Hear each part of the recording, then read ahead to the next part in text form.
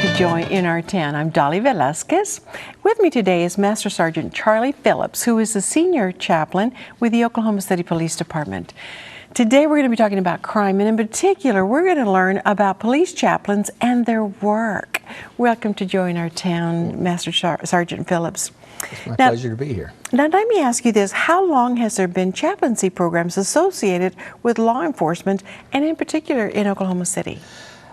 One of the things, we've been very fortunate in Oklahoma City. We have had a chaplain assigned to the department for probably about the last 37 years, which is to be very honest, very uncommon for most police agencies. Wow.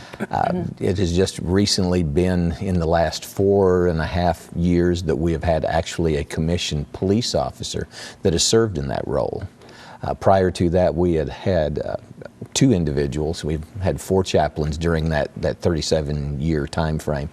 The first 2 chaplains actually had served as ministers, and one had retired, and the other, he was assigned as a mission field to the police department to run the chaplaincy, and he did that for 28 years. So the last 2 chaplains, myself being the current senior chaplain for the department, are actually commissioned police officers as well. So we're very fortunate because there is most definitely a need, and probably I've not worked harder in my entire 32 years as a police officer as I have since I have been the senior chaplain for the police department. My goodness.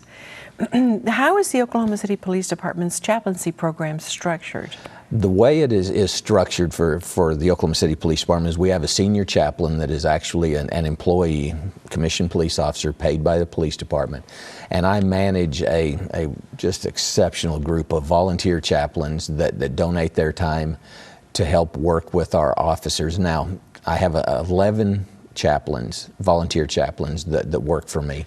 And actually, many of them work harder than they probably did when they were working full-time somewhere. Most are retirees.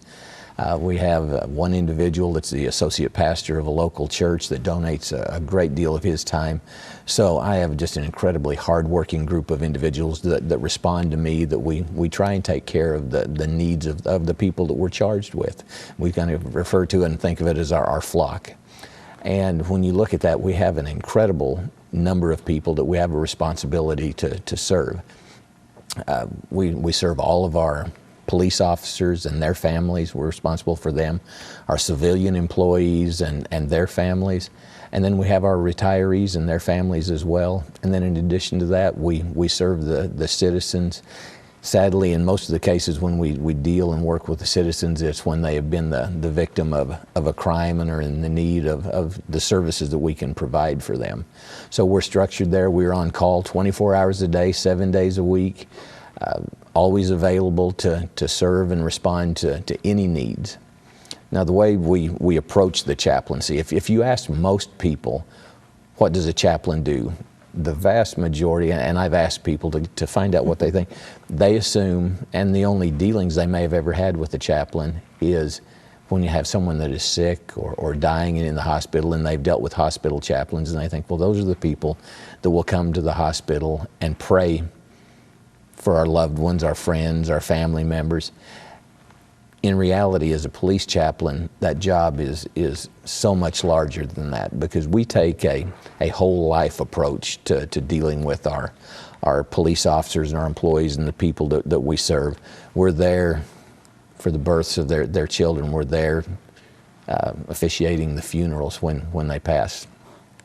We're there through all of the critical incidents, the stressful events, the disasters, the tragedies that our officers deal with when they're working the streets, but we're also there for them in their personal life as well, when they deal with the struggles of relationships and the effects of the job on their families and their relationships. So the scope of what we do, taking care of their just physical needs, their emotional needs, and their spiritual needs. We have probably a group of 6,000 to 8,000 people that we're responsible to each and every day. So it's quite a daunting job, but it's probably the toughest job I have had, but probably the most rewarding as well. Thank you, by the way, also, and the wonderful volunteers that are under your administration as well, that give so selflessly and as you mentioned, 24/7. And so I would imagine that sometimes when you're giving, and you sometimes, fortunately, you're there for the births, but you're probably there at the worst part of what a human being should even have to see. And you see that 24/7. How are your chaplains trained, or are they trained? Yes, our chaplains are probably some of the best trained chaplains, and I've made that a real focal point of administering our chaplaincy.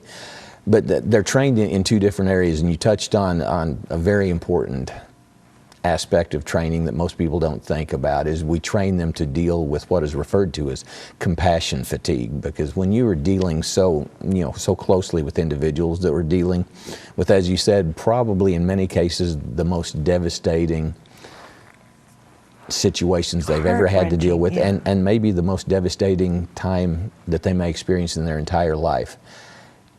If you have the compassion and you have that calling to serve like we all do, you take a lot of that on yourself, because you can't, if you have that compassion, if you have that love for other people, you can't help but take on some of those emotions as well. So we train them and we work with them to deal with those issues of dealing with and understanding the issue of compassion fatigue and how it can negatively impact them.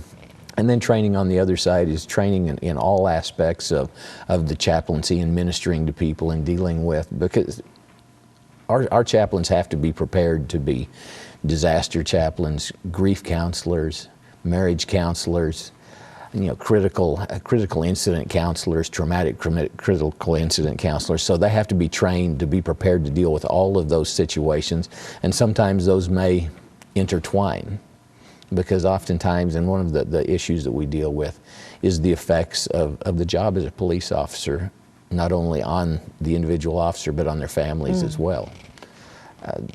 Truth be told, our officers in a year's time will see more tragedy, more of the evils and ugliness in this world than most people would ever see, or that we would ever want anyone else to ever see in their entire lives. And after a while, those types of things can build up, and it's when you are called to be the fixer, the responder, the person that's there to be the protector, to be the strong one, to take care of those types of situations. Sometimes it's very difficult to flip that switch off when you end your shift, and you'll carry those things home. And the reality is their families walk that walk. They walk through those experiences with them.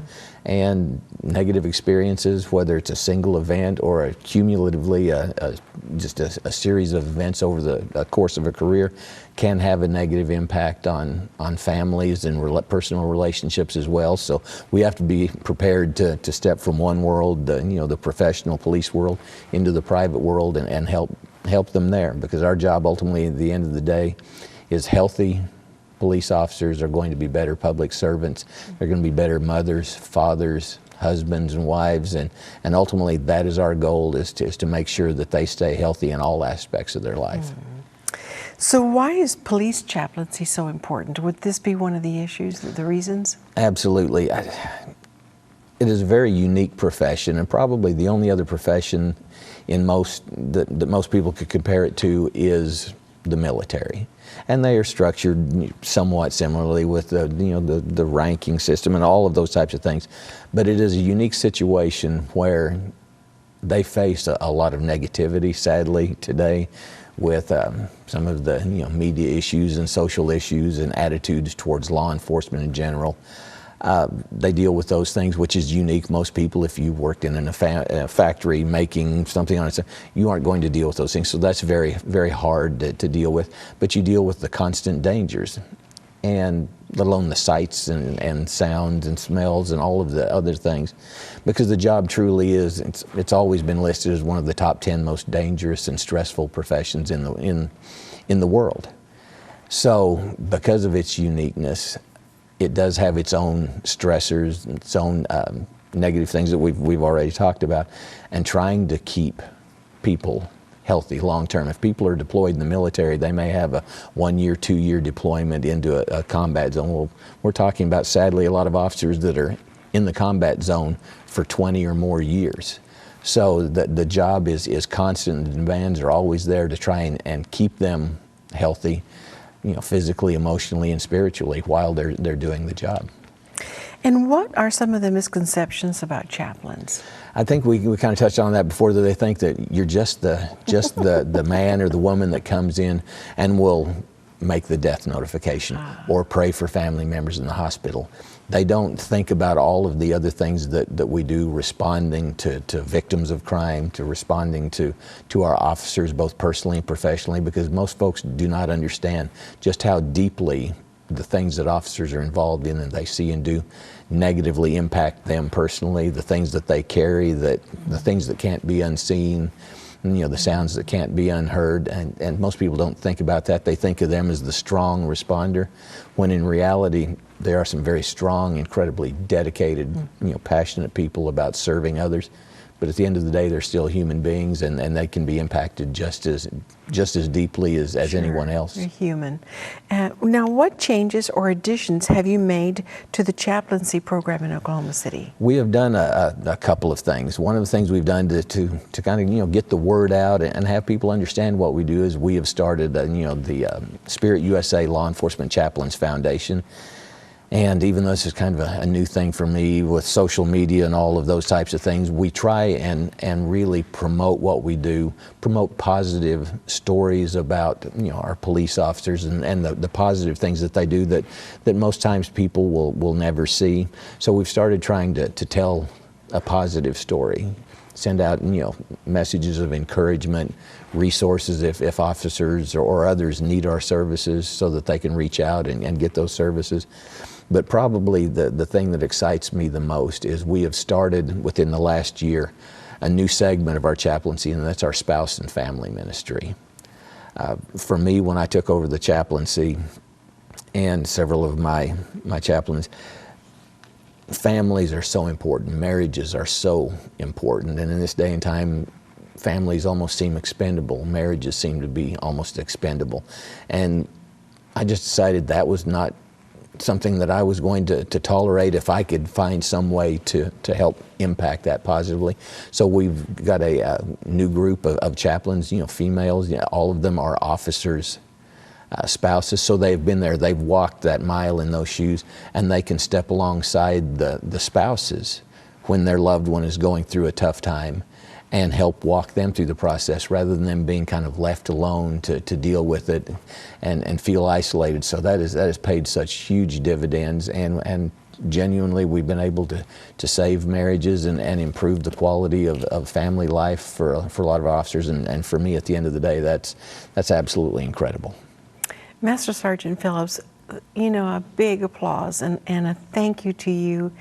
And a thank you to the public servants who put their lives at risk, and really the unsung heroes, their spouses, who know that their husband or wife is putting their life on the line every day for our city. Thank you. And thank you for joining us at Join Our Town. We'll see you next time. This program has been sponsored by the Trinity Broadcasting Network and made possible by your telethon donations. Continual support can keep joy in our town brought to your home every week. So write to TBN, P.O. Box A, Santa Ana, California, 92711. The views on this program do not necessarily reflect the views of this station.